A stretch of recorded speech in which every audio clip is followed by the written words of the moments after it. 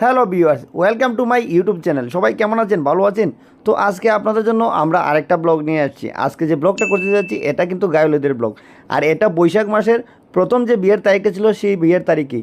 আর সেই বিয়ের তারিখে আমাদের কাছে অনেক কল আসছিল প্রোগ্রাম করার জন্য, কিন্তু আমরা দুইটা প্রোগ্রামই রাখছিলাম। আমরা ঝামেলায় যাব না, সেজন্য আমরা দুইটা প্রোগ্রামই রাখছিলাম সেই তারিখে। তো প্রথম যে প্রোগ্রামটা এটা মানে আমাদের দুইটা প্রোগ্রাম ছিল, একটা রশিদপুর এবং পুটিজুরি। রশিদপুরের প্রোগ্রামটা এটা পাহাড়ি অঞ্চল, তাই আমরা পাহাড়ের কথা চিন্তা করে রাস্তাঘাটের কথা চিন্তা করে আমরা আগের দিনই মাল লুট দিয়ে দিছিলাম এবং মাল নিয়ে যাব। তো আমরা যেতে যেতে সন্ধ্যা হয়ে যাচ্ছে, কারণ সেই দিন বৃষ্টিও ছিল। তো যেতে যেতে পাহাড়ি অঞ্চল, আসলে রাস্তাঘাট এত পিচ্ছিল হয়ে গেছে বলার মতো না। কোনো রকম কষ্ট করে একবারে আসলে পাহাড়ের মধ্যে গিয়ে আমরা পৌঁছেছি।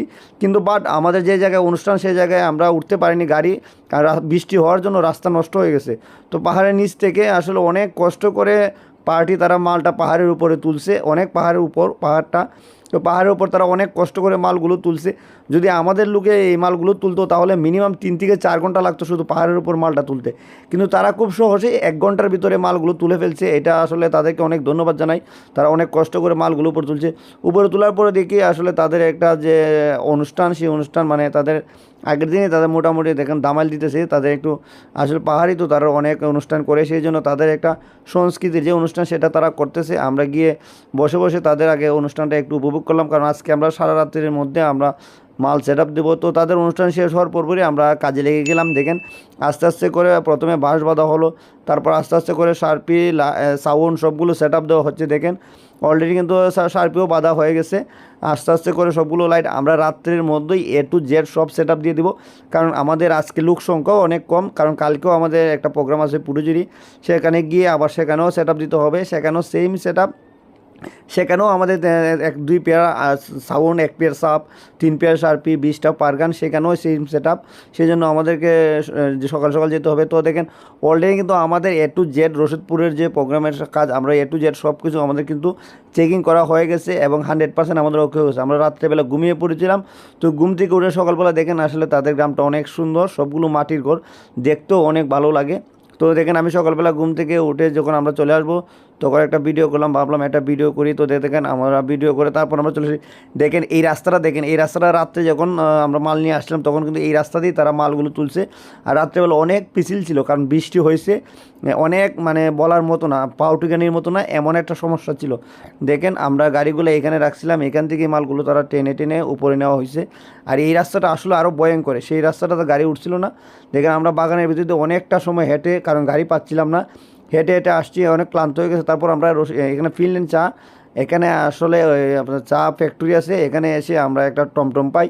সেই টমটমে আমরা কথা বলি এবং সেই টমটমের মাধ্যমে আমরা মেইন রোডে চলে আসছি। দেখেন এখন মেইন রোডে আসার পর আমরা সরাসরি আমরা দোকানে চলে যাব, কারণ এখন গাড়ি থেকে এখন আর গাড়ি সমস্যা নেই। তো বলতে না বলতে কিন্তু আমরা গাড়ি নিয়ে বাসায় দোকানে গিয়ে কাজ কাম শেষ করে গাড়ি লুট দিয়ে দেখেন আমরা সরাসরি চলে আসছি পুরুজিরি, কারণ আমাদের হাতে খুবই সময় কম।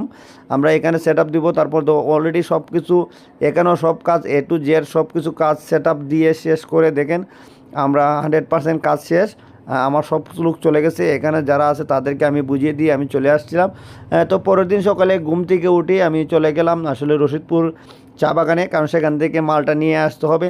তো দেখেন পাহাড়ি অঞ্চল, পাহাড়ি রাস্তা অনেক সুন্দর, আসলে অনেক ভালো লাগছে এই এলাকাটা। দুই পাশে চা বাগান এবং মধ্যখান দিয়ে রাস্তা অনেক সুন্দর। এবং আমরা খুব কষ্ট করে দেখেন আমরা পাহাড়ের উপরে টিলার উপরে গাড়িটা তুলতে পারছি। আসলে অনেক উপরে এটা, দেখেন 2 ধারে মাটির ঘর, অনেক সুন্দর। আমরা অনেক কষ্ট করে, আমরা যাতে কষ্ট কম হয়, আমরা আনার দিন আমরা কেমন একটা কষ্ট হয়েছে সেটা আমরা অনুভব করতে পারছি। আর ভাবলাম যে নেওয়ার দিন সবাই ছিল, বাট আজকে আমরা মাল নিয়ে যাব, আজকে অনেকেই তা নাও থাকতে পারে। সেই জন্য আমরা অনেক কষ্ট করে গাড়িকে রিকোয়েস্ট করে আমরা গাড়ি উপরে তুলছি পাহাড়ের উপরে। পাহাড়ের উপরে তোলার পর দেখেন এখানে আমও পারতেছে, তারা বলতেছে ভাই আপনারা যত খুশি তত আম পারেন, সমস্যা নেই। তো দেখেন আমার দোকানের ছেলেরা তারা কিছু আম পারতেছে, কিছু আম পারে তারা রাখছে, তারা দোকানে গিয়ে ভর্তা খাবে। তো দেখেন মালগুলো আস্তে আস্তে করে তোলা হচ্ছে। আসলে যেদিন নেওয়ার দিন যদি এখানে গাড়ি আনতে পারতাম তাহলে আর এই কষ্টটা হতো না। আসলে বৃষ্টির কারণে খুবই অবস্থা খারাপ ছিল রাস্তা, সেই জন্য গাড়িটা উঠতে পারেনি। তো দেখেন আস্তে আস্তে করে সব মাল তোলা হয়ে গেছে, বাদ হয়ে গেছে, আমাদের পেমেন্টও কমপ্লিট। তো আমরা এখন আস্তে আস্তে করে বের হয়ে যাচ্ছি। আমরা রশিদপুর চা বাগানের যে পাড়াটা, সেই পাড়ার থেকে দেখেন তারগুলো উঁচিয়ে দিতেছে। আসলে এখানে সৌন্দর্য হলো মাটির ঘরগুলো অনেক সুন্দর, আসলে তারা বিভিন্ন রং করে রাখছে ঘরগুলো। দেখেন আমরা আস্তে আস্তে করে পাহাড়ের উপর থেকে এখন গাড়িটা নিচে নামবে। দেখেন বাচ্চারাও কিন্তু গাড়ির পিছনে পিছনে যাচ্ছে, কারণ বাচ্চারাই তো আসলে মেন আনন্দটাই বাচ্চারা। আমাদের সাউন্ড সিস্টেমের তারা অনেক খুশি হয়। তো এই জায়গাটা আসলে অনেক রিস্কের একটা জায়গা ছিল, এখানে যদি একটু 19-20 হয় তাহলে গাড়ি নিচে পড়ে যাবে। খুবই কষ্ট করে চাকায় জাম দিয়ে দিয়ে আস্তে আস্তে করে গাড়িটা ঘুরাইতেছে।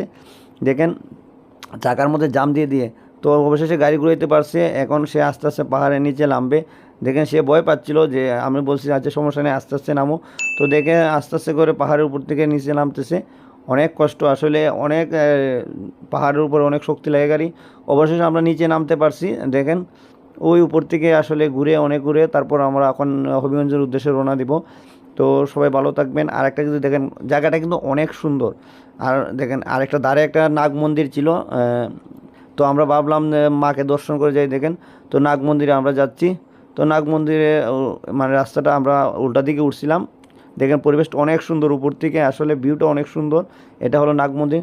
তো অবশেষে সব কিছু শেষ করে আমরা চলে আসলাম মিরপুর এসে আসলে এখানে আমরা দুপুরে লাঞ্চটা করলাম। দুপুরে লাঞ্চ করে দেখেন আস্তে আস্তে মালগুলো দোকানে ঢুকাইতেছে। আসলে আমাদের আজকে অনেক পরিশ্রম হয়েছে, তারা আসলে লোক কম ছিল, সেই জন্য পরিশ্রমটা বেশি করতে হয়েছে। তো আপনারা যারা আমাদের ভিডিও নিয়মিত দেখেন অবশ্যই লাইক কমেন্ট শেয়ার করবেন। আর একটা কথা না বললে অবশ্যই আমাদের চ্যানেলটাকে সাবস্ক্রাইব করে আমাদের পাশে থাকবেন। তো বাই বাই, টাটা।